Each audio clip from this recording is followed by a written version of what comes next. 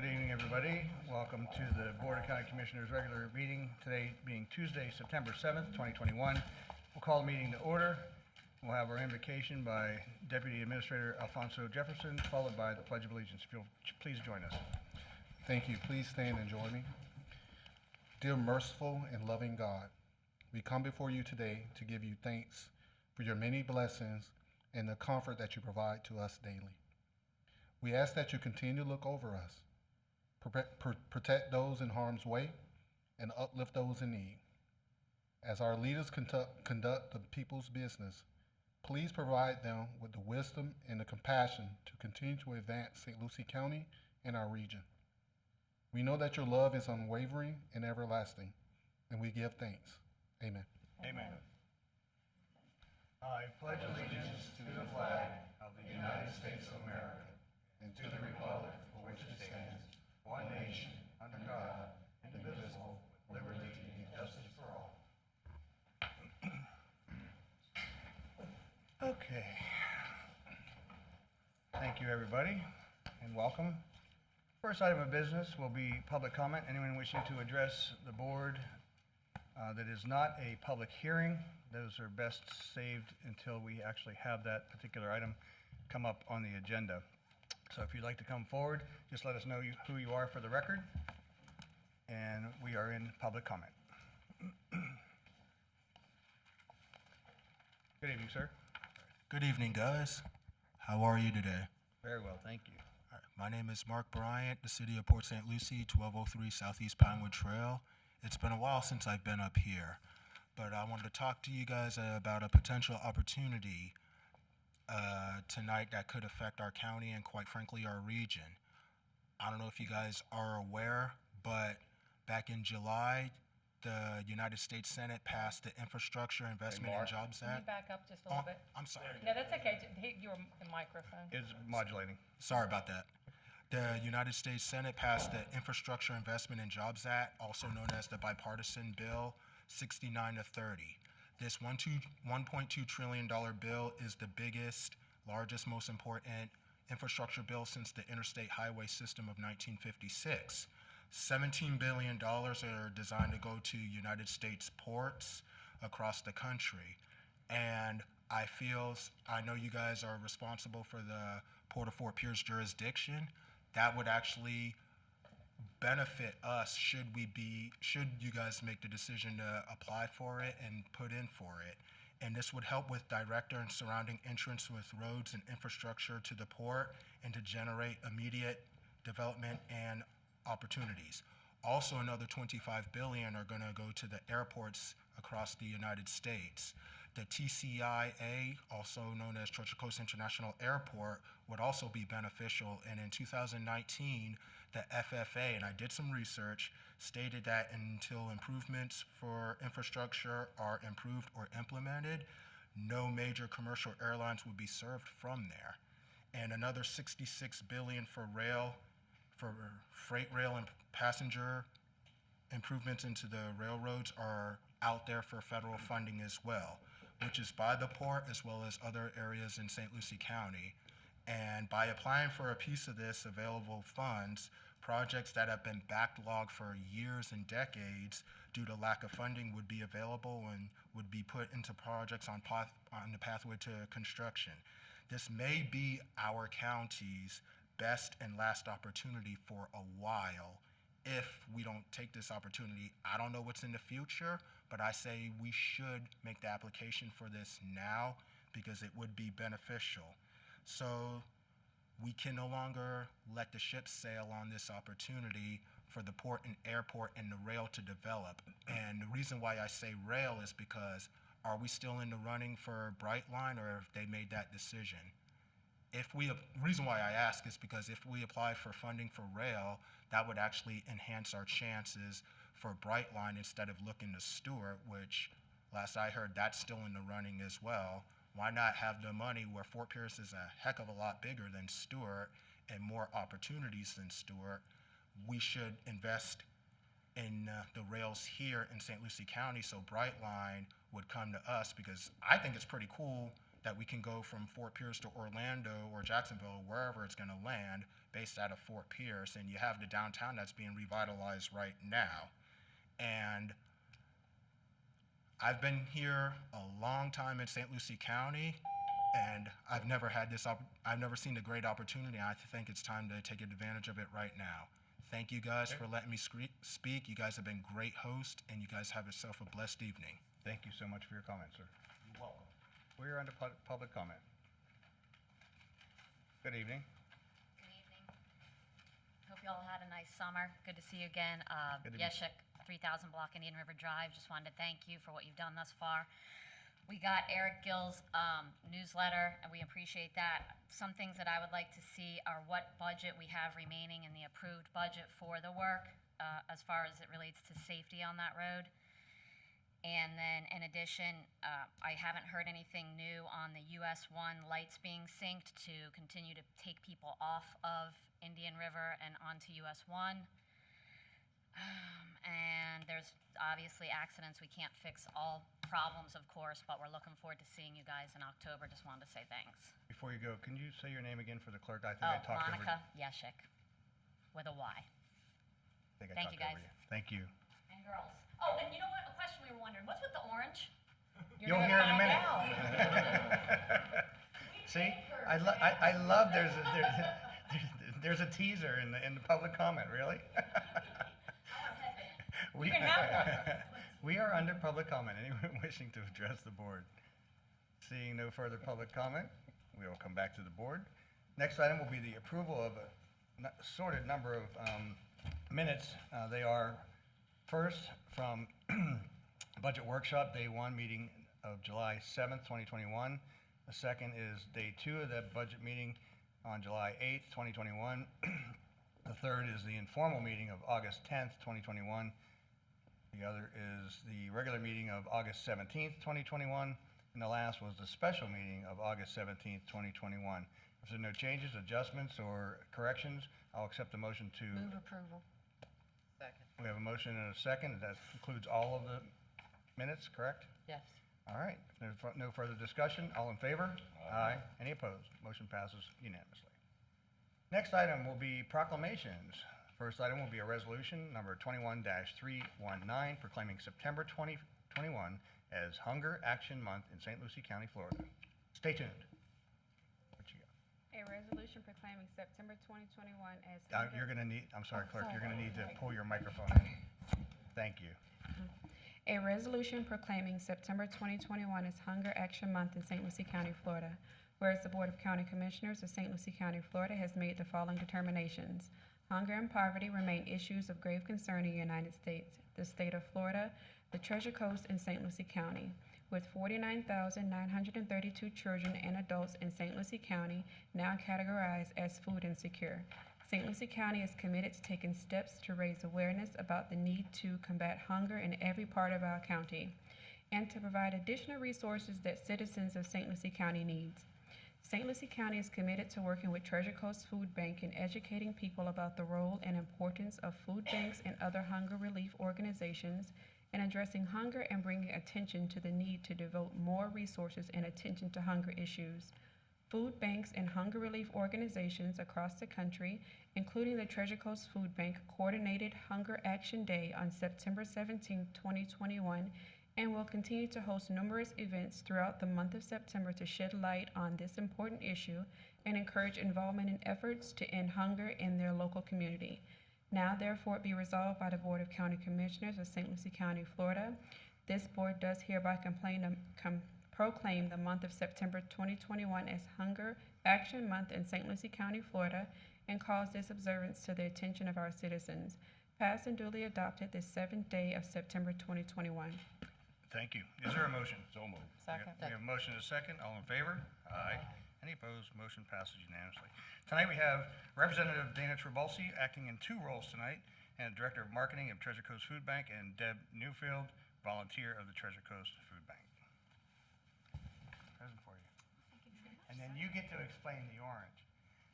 By the way, this is not a Florida State comment, so I was already approached on the way in from FSU guys. So come on, let's get a picture. Let's do it.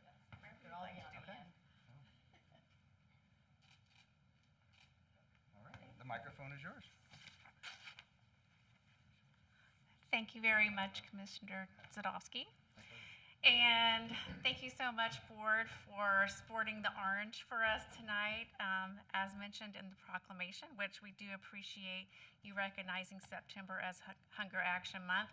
Orange is our color, and we appreciate you wearing it. We're encouraging people to wear orange not only throughout the entire month of September, but also to light up orange on September 17th, where we will go orange as the Treasure Coast Food Bank. I'm joined here tonight with Deb Neufeld. She is probably our best volunteer ever. Wherever we are, she is, and she's a great advocate for the food bank. But I would like to explain to you all that in St. Lucie County, we are, through the Treasure Coast Food Bank and our Fort St. Lucie, Indian River, Martin, and Okeechobee, we're serving 250,000 a week. And 1 in 4 people are food insecure, which means basically 1 in 4 people are hungry. And for every dollar that we raise, not just through Hunger Action Month, but through the entire year, for every dollar we raise, that will create 8 meals for our friends and neighbors in need. We have recently developed our online ordering system, which is great through the pandemic and now beyond, where we can service people without them having to get out of their cars. We have mobile food pantry distributions. And again, throughout September, we have a lot of fun activities, including October 18th, where we would love to see you all out for Outrun Hunger, our first 5K. September 18th, yes. I'm looking at orange and I'm thinking October. But we would love to see you out there. But we so appreciate you recognizing September as Hunger Action Month and appreciate all of your support. And for those of you that came to our tour a few weeks ago, we hope you learned so much more than you ever thought you knew about the food bank. And for those that were not able to attend, we will be doing it again. And just since the board has all sported their orange, would you like to have a picture? You stand in front and we'll stand up here and I would love have that. all of us in the picture? That'd be All wearing fantastic. orange? Thank you. All right. So we're orange Commissioners? September 17th at the very least. And we can give you orange light bulbs to put in businesses, stuff like that. September 17th, that's next Friday. All right. Act like we like each other. Yeah, kinda. Ready? Mr. Hudson, can you move in a little bit? There you go. Perfect. Got it. All right. Thank you. Thank you. Thank you. Thank you for all you do. Okay, it's always good to start off the day with some good things. All right. Put my glasses back on. Next item is resolution number 21-335 proclaiming September 2021 as National Suicide Prevention Awareness Month and celebrating 211 Helpline, 50 years of service in suicide prevention in St. Lucie County, Florida. Madam Clerk. A resolution proclaiming the month of September 2020 as National Suicide Prevention Awareness Month and celebrating 211 Helpline's 50 years of service in suicide prevention in St. Lucie County, Florida. Whereas the Board of County Commissioners of St. Lucie County, Florida has made the following determinations. September is National Suicide Prevention Awareness Month, which directs the community's attention to the public health epidemic destroying lives, devastating families, and impacting communities. The 211 helpline is a central access point providing individuals and families with guidance and crisis support via telephone or text any time of the day or night. It is also the regional responder for the National Suicide Prevention Lifeline, 1-800-273-TALK. The 211 staff works 24 hours a day to prevent suicide loss of life with a daily average of 126 mental health crisis calls and contacts with 10 callers with concerns of suicide daily. As the second leading cause of death for ages 10 through 34 and the fourth leading cause for ages 35 to 54. Suicide is a major contributor to premature mortality. In 2019, the age-adjusted rate per 100,000 population of suicide deaths in St. Lucie County was 13.4 compared to Florida at 14.5. Suicide is the only type of death that is 100% preventable, and by offering the public education, data, support, and services, we as a community have taken a step forward preventing another suicide by our residents.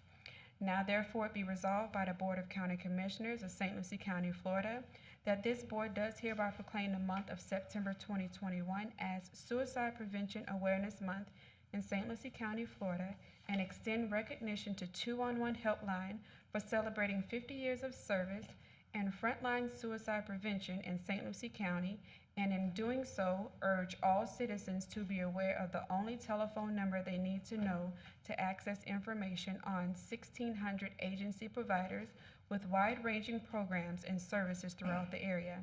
Passed and duly adopted the 7th day of September 2021. Thank you, Madam Clerk. Is there a motion? So moved. Second. We have a motion and a second. All in favor? Aye. Thank you very much. Here to collect the resolution is Patrice Schroeder, Community Relations Specialist of 211, and William Wims, CEO of New Horizons.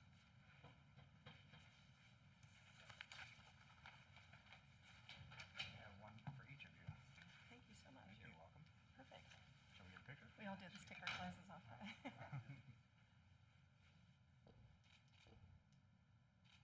like to say a few words? Would you like to go first, or? Okay. Again, I want to thank you all for helping support us in our efforts. And as you can see, we're a collaboration and a team. So 211 is here for anybody at any time of day or night. If they're in a crisis or if they're just looking for services. We had the food bank. You know, we do get a lot of calls for individuals that are food insecure, and we'll help them find those locations where there's distribution. We help them find health care. And of course, if there is an elder in the household, we'll help them find services as well. And we're here for teens if they just want to talk. We do have our text messaging at 898-211. But the key here is that, again, you know, we do de-escalate the crisis. We do answer the suicide prevention lifeline. So our goal is not to provide therapy. Our goal is to get them over to service providers that can do that ongoing care. Our goal is to de-escalate. Our goal is to get them in a situation where they're safe, and then we can move forward with problem resolution and problem solving. So last year for the fiscal year, basically July of 2020 to June of 2021, we had 11,000 individuals from St. Lucie County reach out to us. Of that, 3,200 had mental health cares and addiction concerns as well. And of that, 182 were suicidal. So we are here to help people move forward with their lives. And I know you know, it's sometimes a very heavy topic, but the point is when they're reaching out to 211, there's hope. And when we see our numbers expand, we know that the fatalities have gone down. So I want to thank you again for your time, and I'm going to step aside so that this lovely man can speak. Thank you. On behalf of New Horizons, I'm the CEO, William Wims. I want to thank you for recognizing this Suicide Prevention Month. I do have to echo the numbers. Unfortunately, according to the ME, as of right now, a medical examiner says that we have 67 confirmed suicides on the Treasure Coast. Out of the 67 that were completed, everyone that's tried, there's at least 25 attempts. So we have a huge need for 211 and the people that, like you, that recognize this, and we're trying to do the best we can to help people to not complete the suicide. They are asking for help. So thank you for recognizing this month, and we'll continue doing our best, working together. Great. Thank you. And thank you for the work that you do. It's so important. Thank you. Okay, just a couple of items. There was just one item added prior to the agenda being printed, and that is 10A4, an amendment to a contract. That'll be coming up later on the regular agenda. Next item is, there are no presentations, the consent agenda. Is there any item a commissioner would like to pull for separate vote or discussion? I would like to just simply recognize 8M2 as Phase 1 of Harmony Heights, the driveway program. It's been a long time coming. It's also one of the programs that we're using for stormwater projects, which is very helpful for the community in cleaning our waters before they enter to the lagoon. And so we're very happy about that. If there's nothing else to be pulled for this separate comment or question or vote, I'll accept the motion. Mr. Chair, can I just have one question of staff? Yes. And that is on 8.3, and this is more of a permission to advertise on the parking restrictions. And prior to bringing that before us at the next meeting on the actual ordinance itself, I'd just like to have the staff reach out to the bus stops. There are a lot of bus stops along that lines of Edwards Road. And I know there are parents that are constantly picking up and dropping off, and they're parked out there. So I just want to make sure that we're working, that those parents don't get hit with tickets for parking for if it's just picking up for childcare, the bus stops and so That's a good forth. point. Yeah, thank you. All right, staffs make notes, and we'll come back to the board. Is there a motion? We have a motion of approval of this consent agenda by Bart, second by Townsend. Any other comments or questions on the item? Hearing none, all in favor? Aye. Any opposed? Motion passes unanimously. Moving on to the public hearings. First item will be 9A1. This is coming to the county attorney, and I'll turn it over to Mr. McIntyre to. Thank you, kick it Mr. off. Chair. This item, as you indicated, is a continuation of a public hearing. Assistant County Attorney Catherine Barbieri will be handling this item, along with actually items 2 and 3 as well. Thank you. Good evening. Good evening, Chair, Commissioners. For the record, Assistant County Attorney Catherine Barbieri. As Mr. McIntyre said, this is a continuation. It was a request to demolish an unsafe structure at 5310 DeLone Avenue in Fort Pierce, Florida. The last time it was before you, right before, unfortunately, the property owner passed away. We continued it to tonight. Since then, staff has met with the son of the property owner, who appears to be the sole heir. He's acted quickly. He has filed for probate. They've actually got a real estate agent, a contract to auction to sell it, but they can't do it until the probate court gives them time. At this point, they don't have permission to sell. So the code compliance manager did speak last week to the neighbor and explain the situation. So at this time, staff is recommending the board continue the item to November 2nd, 2021 at 6 p.m. to provide the family the opportunity to continue with the probate and sell the property. Okay. Any questions of staff? I just have one. Are there any unsafe areas, open doors, any pools? Have those items, if they're unsafe, been taken care of at They've least? been taken care of as much as possible. The property is being maintained, and that was stressed to the family. This is more of a shell. It is a concrete floor, some concrete walls. The roof has been demolished. So, I mean, children could still get inside but there are no doors, there are no windows. It is kind of a shell at this point. Okay, very good. This is a public hearing. Anyone wishing to address this item, please come forward.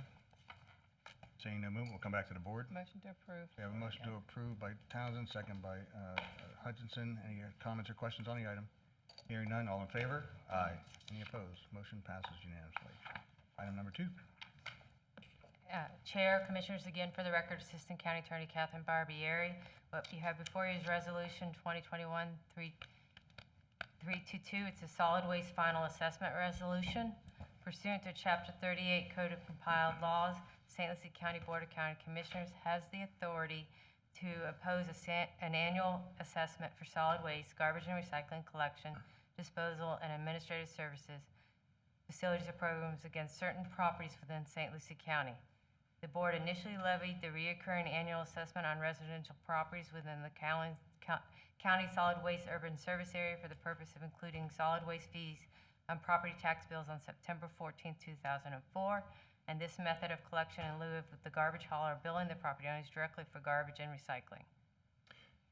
The attached solid waste final assessment resolution initiates the process, finals the process required to impose the solid waste assessment for the fiscal year commencing October 2021 through 2022 at a rate of $276.14 per dwelling unit, and that's the same rate as last year. At this public hearing, the board may vote to assess a lower rate of assessment for this fiscal year 2021 to 2022. On July 6th, the board approved the preliminary assessment resolution 2021-143. On July 29th, the notice of the public hearing to adopt the final assessment was published in the newspaper, and the first-class notice to affected property owners that had not previously been noticed were mailed out. Staff recommends the board adopt the solid waste final assessment resolution and authorize the chair to sign the resolution. Thank you. Any comments or questions from the board? I just want to make a statement that we realize that the current waste hauler has not been managing the service as we expect. The challenge that we have is each of the waste haulers that are out there are challenged with the same thing: hiring people, truck drivers, assistance care on the trucks. And so we continue to try and work with the provider on a continuous basis. We appreciate the public's understanding as much as they can. It is a difficult situation. So that being said, the other side of the reason why this actually was brought forward initially was the cost of savings. Instead of sending out bills every month, this was a huge savings to the taxpayers. That was one of the reasons why it came forward to begin with. That being said, this is a public hearing. Anyone wishing to address this item, please come forward.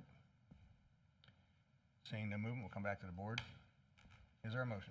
Motion to approve. We have a motion to approve by Bart, second by Mitchell. Any comments or questions on the item? Hearing none, all in favor? Aye. Any opposed? Motion passes unanimously. Next item is the second public hearing, and it's back to you.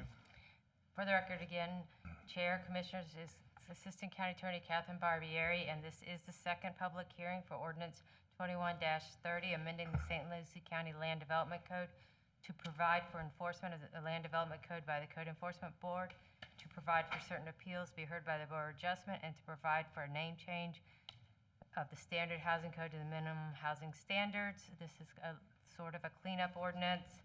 The Land Development Code to clarify that the county may enforce its codes by any means as set forth in Section 11-1303, the Land Development Code, including but not limited enforcement by the Code Enforcement Board of alleged violations, which may be heard before by the Environmental Control Board. It also, as we said, it is going to amend the Land Development Code so that appeals initiated by any officer, board, or by any decision will go to the Board of Adjustment, and to amend the name of the Standard Housing Code to the Minimum Housing Standards. We're also correcting the title in those sections that we're amending. There was still Growth Management Director, and we're now calling them Planning and Services Director. This is, the previous history was that permission to advertise was done on April 6, 2021. The Planning and Zoning Commission recommended the board grant approval on August 20, 2021. The first public hearing was on July 6, 2021. And staff is recommending approval and authorize the chair to sign the ordinance. Any questions of staff? That's- Commissioner Mitchell? From the background material that I read, this is just conforming to current practices, correct? Yes, it is. We use the Code Enforcement Board to enforce everything. It has a statement in there that it forces, but and the Environmental Control Board has not met, I don't believe, since I've been here. Thank you. Any other questions of staff? Hearing none. This is a public hearing. Anyone wishing to address this item? Seeing no movement, we'll come back to the board. Is there a Mr. motion? Chair, just for discussion, Yes, then I'll ma'am. make the motion. Because that board has not met, can we go ahead and go through the process of sunsetting it? We've left it in there because I think it was stopped by a local act, so It was created by special act, not by the board, so Okay. it would have to take legislative action to do it. Okay, all right, thank you. We should probably just I'll keep make it- a motion for approval. Okay, we have a motion approved by Hutchinson. Is there a second? Second by Bartz. Any other comments or questions on the item? Hearing none. All in favor? Aye. Any opposed? Motion passes unanimously. Thank you very much. Thank you. Thank you. Next item will be 9B1. This is Planning and Development Services. Looks like Ben Balser is coming to the table. Good evening, sir. Good evening, Chairman.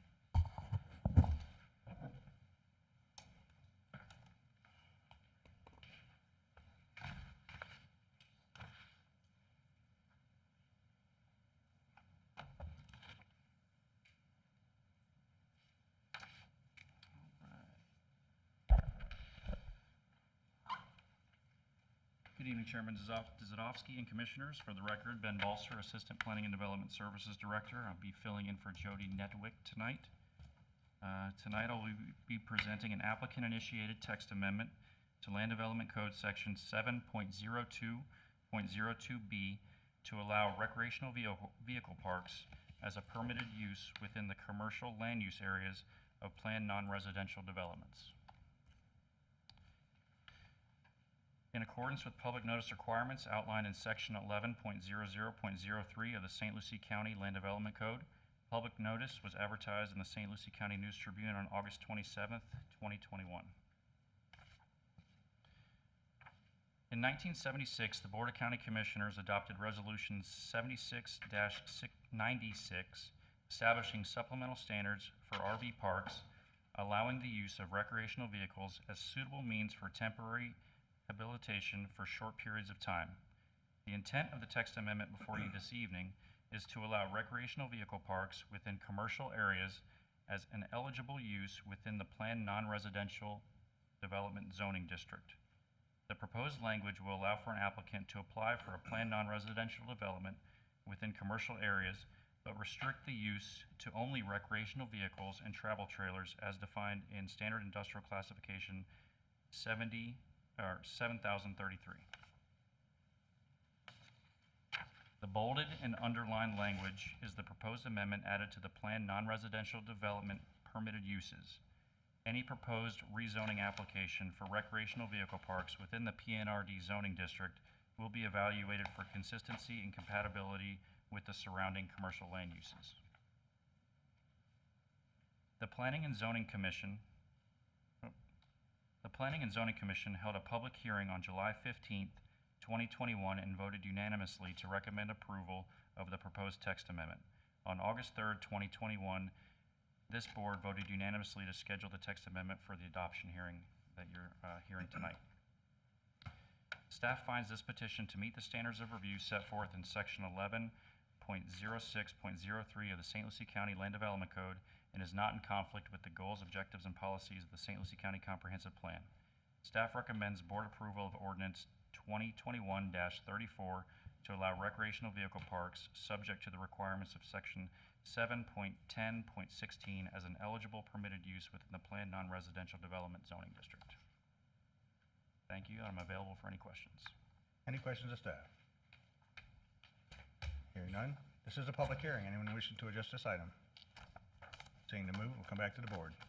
What's the will of the board? Move approval. Motion by Townsend, second by Mitchell. Any comments or questions on the item? Hearing none. All in favor? Aye. Any opposed? Motion passes unanimously. Thank you. Very much. Moving on to 9C1. I see Ms. Barbara Gettler coming to the table.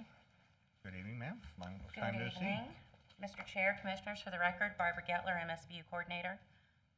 Section 38-28, lot cleanup of the county's Code of Ordinances prohibits the accumulation of trash, junk, debris, living and non-living plant material, stagnant water, excessive growth of grass, weeds, and brush, windows, skylights, and doors that are not watertight, and keeping fill on the property. If a property is found to be in violation of this article, the owner is noticed of the violation and that they must remedy the violation within 20 days or file an appeal within 15 days. If the owner fails to remedy or successfully appeal the violation as set forth in Section 38-28, the county may undertake such actions as may be necessary or useful to remedy the violation. The cost incurred by the county to remedy the violation shall be assessed against the property. If the imposed assessment is not paid in full within 20 business days, the assessment is recorded as a lien and may be levied as a non-ad valorem special assessment on the annual property tax bill and collected pursuant to Section 197.36 of the Florida statute. There are 5 parcels on the 2021 property cleanup SAD assessment roll, with assessment amounts ranging from $340.43 to $2,819.15. The actions taken by the county to remedy the violations include, but may not be limited to, utilizing continuing service contractors for mowing, trimming bushes, shrubs, and trees, and securing windows, skylights, doors, and pools. Notice of this public hearing was mailed to affected parcel owners on August 13th, as well as published in the newspaper August 17th. Staff recommends board approval of the property cleanup Special Assessment District Annual Assessment Resolution and authorization for the chair to sign documents as approved by the county attorney. Thank you. Any questions of staff?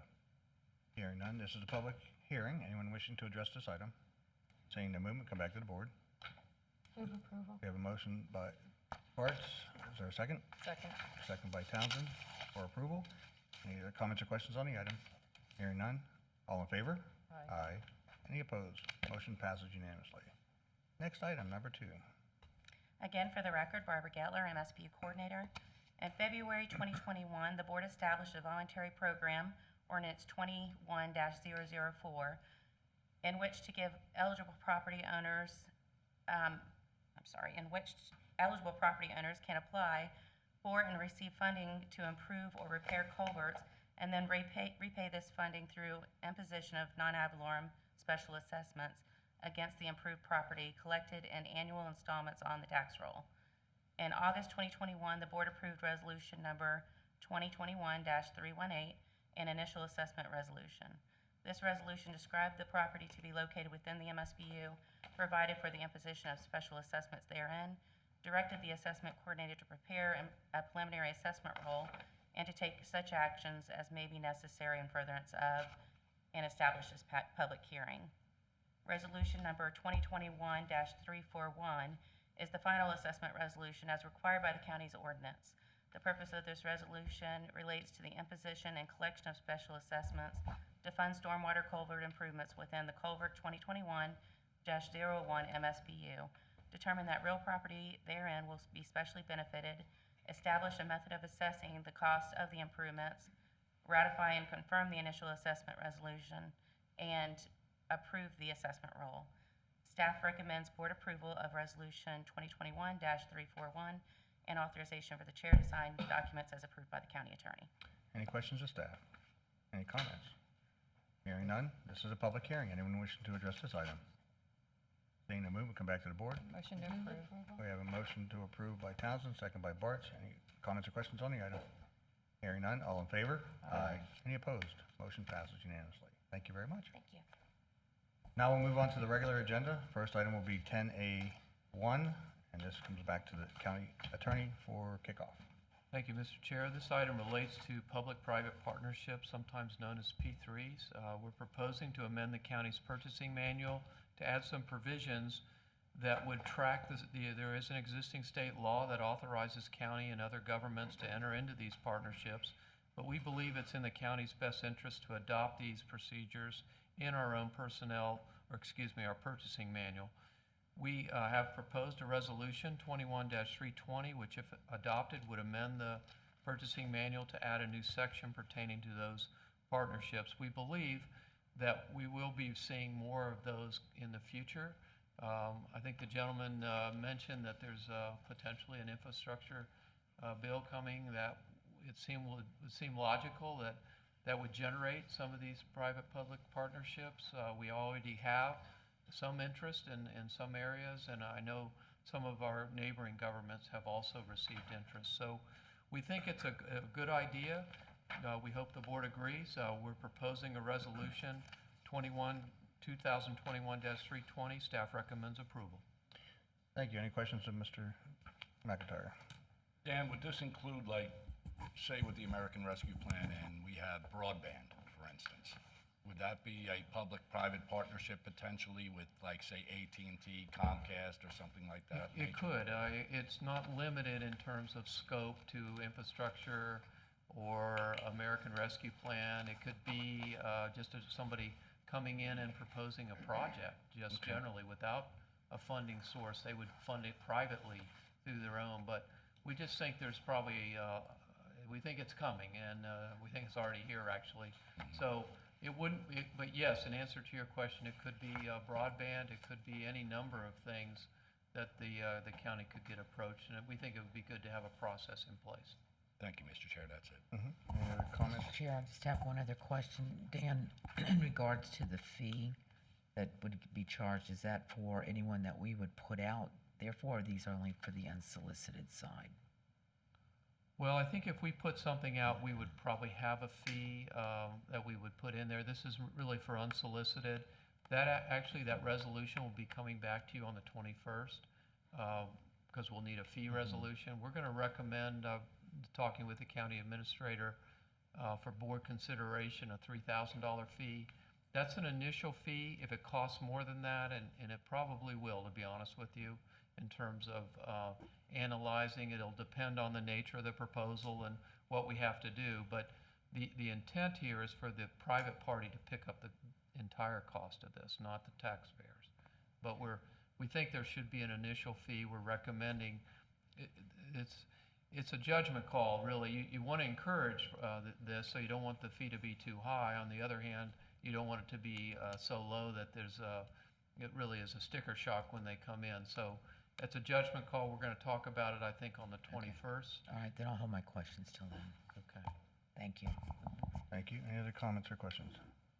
I just simply, the idea of having a fee, I think, is important. The tire kickers, we've seen tire kickers come from all over.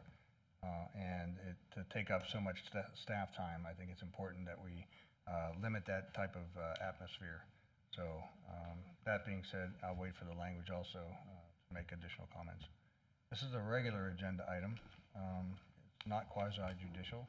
Move approval. We have a motion by Hutchinson. Second by Bartz. Any comments or questions on the item? Hearing none, all in favor?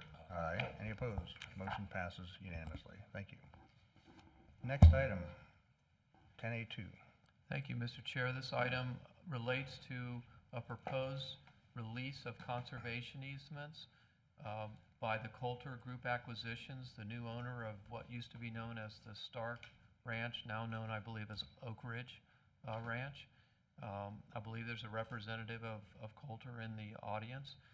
Back in 2008, the prior owner of this parcel proposed to operate a mine. The county did adopt a resolution approving a conditional use permit and the mining permit. One of the conditions required that property owner to maintain a preserve area and an archaeological site through conservation easements. Those were actually given and recorded back in on the last day of 2008. No mining activities were ever undertaken on the property, so there was no clearing of the property, no building of roads, nothing really happened. The property, as I indicated, was sold and was recently acquired. In June of this year, the county attorney received a letter from an attorney representing the new property owner and requesting that the county release the conservation easements. We have, in fact, done a site visit. Our Environmental Resources Department went out and took a look with the property owner. They were present at the time just to take a view of what was out there. We're satisfied that the request is in a proper form and is appropriate. The developer, the new property owner, I believe intends to develop the property, has actually submitted preliminary applications to develop. They understand that they will need to preserve the environmentally sensitive areas, the wetlands. There will probably be more preservation than what was originally intended because the development will go beyond what was originally intended. We'll deal with the archaeological issues at the same time. They simply want a clean slate so they can come in. They'll go through the process. They'll comply with the laws that are there and the staff comments. It seems appropriate, since these were given through a mining permit, it was never done, that they be released, and staff recommends that you do so. Okay. Any other comments or questions of staff? Hearing none, this is a regular item. Is there a motion? We have a motion to approve by Townsend, second by Bartz. Any other comments or questions on the item? Hearing none, all in favor? Aye. Any opposed? Motion passes unanimously. Thank you. Next item, A3. Thank you, Mr. Chair. This item relates to the county canvassing board, and in particular, it relates to a proposed special election for the city of Fort Pierce to be held on December 7th, with a possibility of a runoff election on February the 8th. I did receive an email from the supervisor of elections concerning the city of Fort Pierce special election. The super has asked if a member of the board is available to serve on the canvassing board. As well, there needs to be an alternate. The state law, which I've attached, provides that the county canvassing board is composed of the supervisor of elections, a county judge, and the chair of the Board of County Commissioners.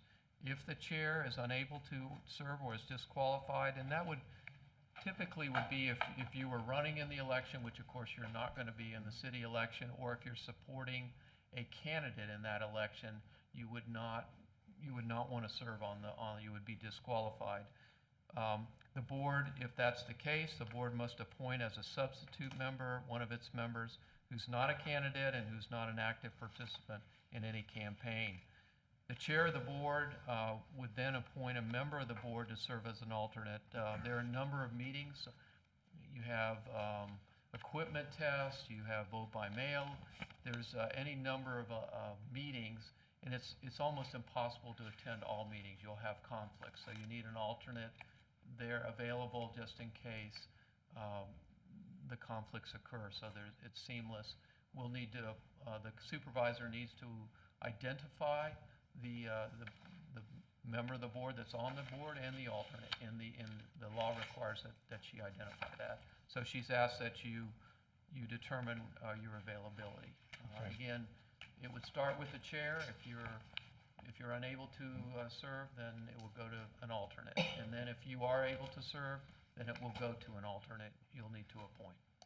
All right, I have made it known that I would be participating, and it would be nice to have an alternate. So that being said, I just want to make one perfectly clear. This is the City of Fort Pierce election only, not the Port St. Lucie canvassing. They have their own charter and their own process on the elections. That's exactly right. They do not follow state law. As you indicated, they have their own canvassing board appointed pursuant to their charter. So you will not be serving on that canvassing board. Okay. And so, are there any volunteers? I'm happy to do it, Chris. Would you do it? Okay. Commissioner Bartz has indicated a willingness to be my backup. Are there any other nominations, or anybody wants to do it? No? All right, it's a regular item. Do we need a motion? Do we need a motion, Mr. McIntyre? I don't believe so, Mr. Okay. Chair. I think, but if the minutes could reflect that the chair has accepted with no conflicts, and that the chair has appointed Commissioner Bartz as the alternate, if the minutes could reflect that. Very good. And I will let the supervisor know. Madam Clerk, are you okay with that? Yes. Thank you, ma'am. Next item is 10A4. Thank you, Mr. Chair. This item, as you indicated, is item 10A4. This item relates to the county's proposed regional water and wastewater treatment services. We have entered into a contract with CDM Smith to design and permit those services. We actually approved that contract over a year ago. One of the elements in this particular project is the preliminary design of a low-pressure reverse osmosis water treatment plant at the Taylor Dairy Road site. This proposed water treatment plant would utilize raw water from the Upper Floridian aquifer to be treated with these membranes. We have, through CDM, run desktop performance simulations, and they have been favorable. But the consultant is recommending that we do a pilot testing program for this process to collect operation data to make sure before we invest a sizable amount of money that this is actually would be beneficial and would be productive. Attached is a copy of a proposed amendment to this contract. The scope of services would provide pilot testing of the existing on-site well. The proposed cost is indicated in the memorandum. Staff recommends approval. The Public Utilities Director is available in the audience if the board has any technical questions. Okay. Any questions of staff? Mr. Chair, my only comment is that this can't come soon enough, so move approval. Second. We have a motion by Hutchinson, second by Townsend. Any other comments or questions on the item? Hearing none, all in favor? Aye. Any opposed? Motion passes unanimously. Next item will be 10B1, Planning and Development Services, about the Fairwinds Golf Course cart barn replacement. Figures the golfer. I see Mr. Benton coming forward. Good evening, sir. Good evening, Chairman Zadowski, members of the board. Obviously, this item hits close to home, not necessarily because I'm a golfer, but because it's the county-owned facility. Sure. I had the honor of working collaboratively with our environmental resources staff and our public works team in preparing some of the exhibits that will be displayed this evening.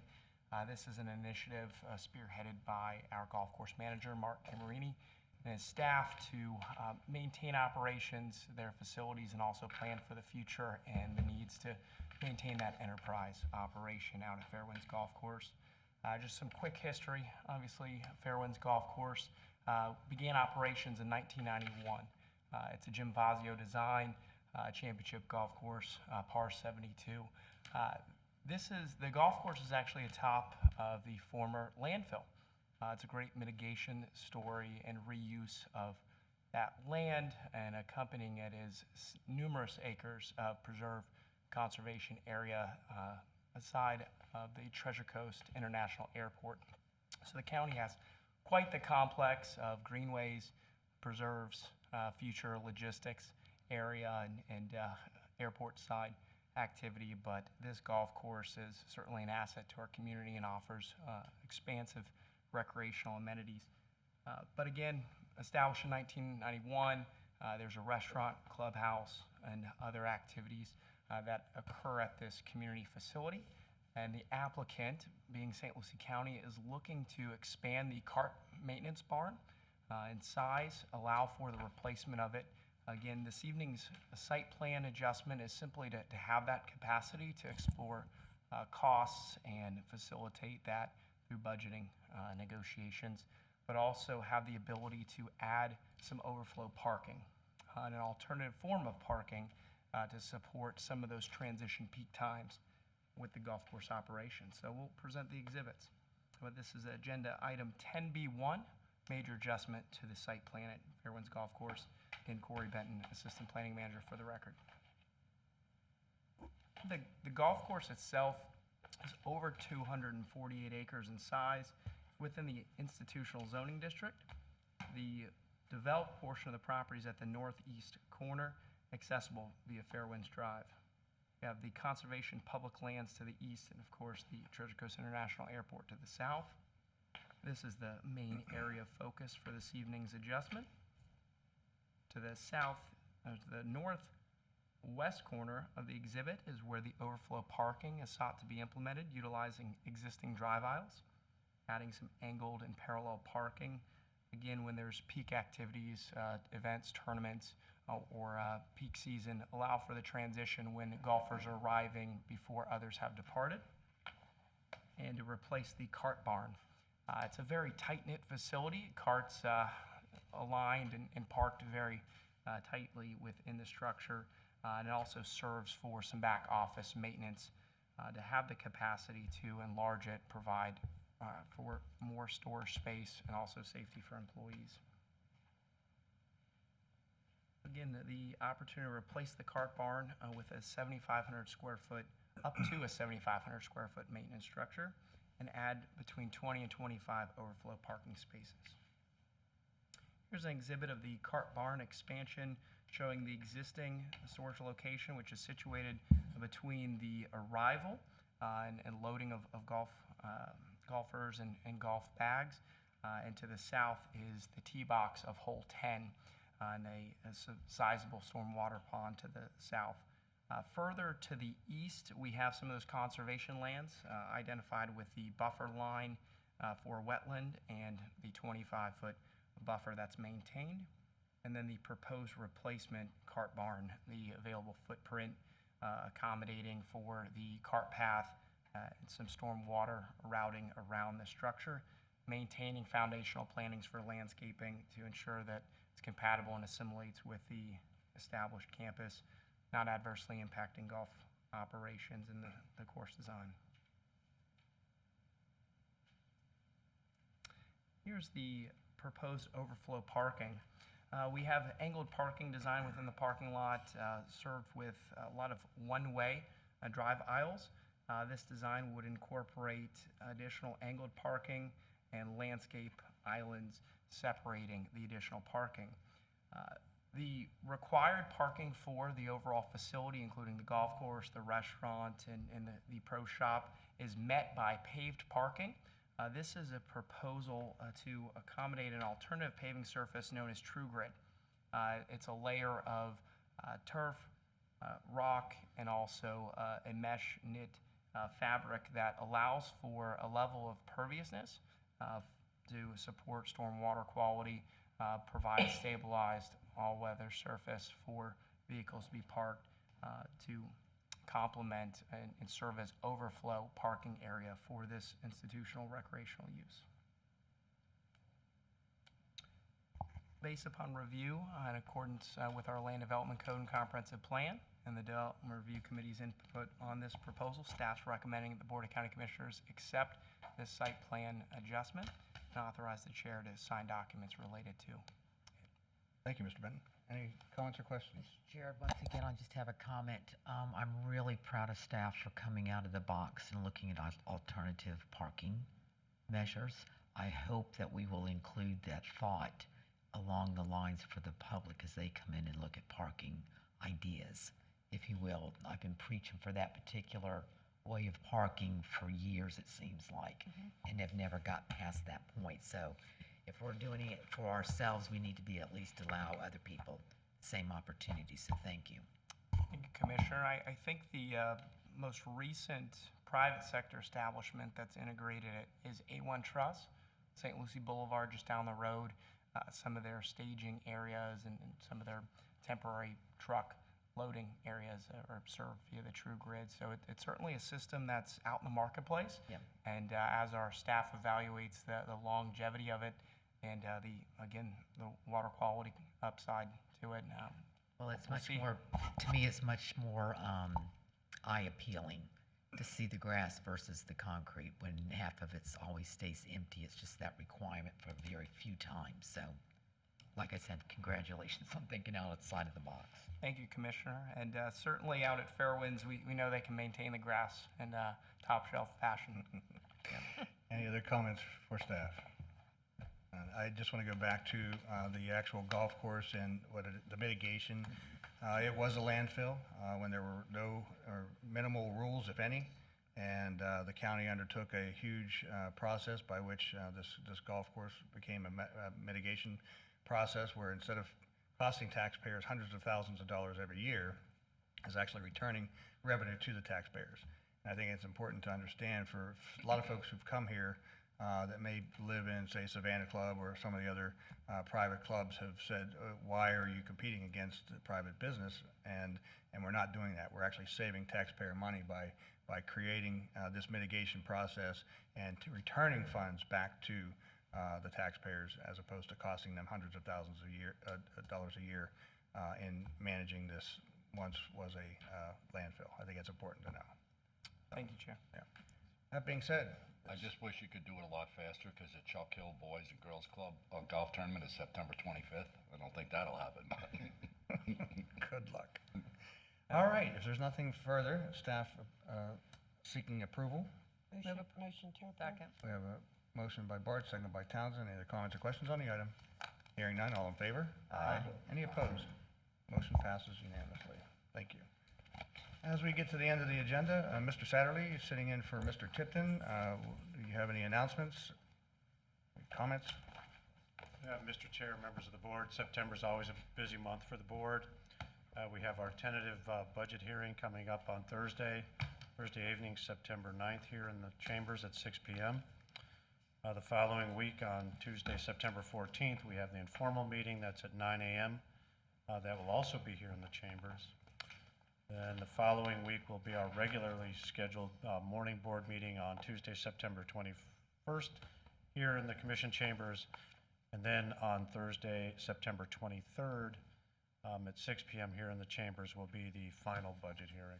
So busy board meeting month. Okay, and as we approach the 20th anniversary of September 11th, please check your local newspapers and some of the other areas of the websites for a number of events that are available across our community. Again, never forget. Anything else from the board? Motion to adjourn. We have a motion to adjourn. Thank you very much.